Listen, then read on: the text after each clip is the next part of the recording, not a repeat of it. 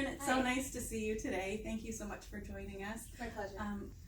Can you just share with us a little bit about what it was like to kind of come to that first group? You know, I know as a facilitator of many groups, especially just walking into the space sometimes can be a lot.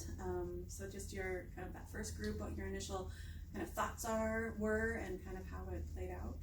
I think being in the group, I didn't know exactly who I would meet and all of that, but I have really longed for a sense of community in my life in general and on this journey in particular. So it was very meaningful to me to be able to know coming in that we were going to be with other parents who had been through the journey, maybe longer, maybe with more kiddos, that we didn't have to, say what a TPR was, or I'm using jargon there, but that they would understand the language and the rhythm to what foster care and potentially adoption looks like.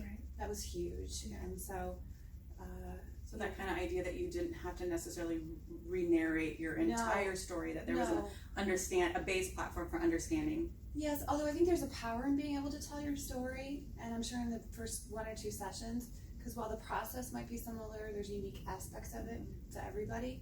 So I think there was a lot of just wanting to share with people who understood, who don't need a guidebook to where you are in the process.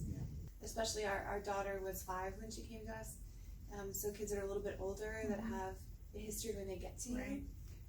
And so I knew it was a need that I felt that I wanted to get connected to. Whenever I ran across other adoptive parents, I would try to see if I could figure out a little bit about their story, to see how it could create community with ours. And so we met, I don't remember how many weeks, 6 weeks. But one thing that we did after that was form a chat group on a social media app.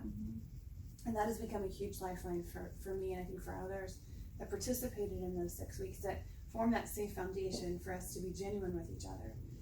So I think with her, the story with her first dad, it started in those 6 weeks, the questions and the things he wanted to know and the things he wanted me to do.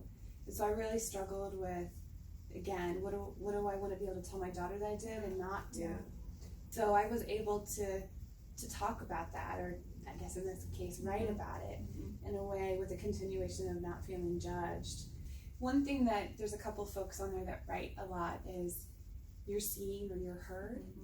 And that's huge, just that those few simple words to validate where the space that you're in and how you're feeling. And to have a place where it's okay for me to go and say, this is really hard, I'm having a moment, so I'm just gonna have my moment here. And then leave that there. If someone says we acknowledge it, it's all right, and then go try again. I would say that as a parent, as a foster and adopt parent, this has been the place I have found the most connection and the most sense of understanding, support, that's enabled me to make better choices. That's huge, Karen, and thank you so much for sharing that with us. No That's problem. a lot. I mean, I know you talked a lot about your own kind of introspective journey of an adoptive parent and being so vulnerable and sharing your experience with us. So thank you. Thanks.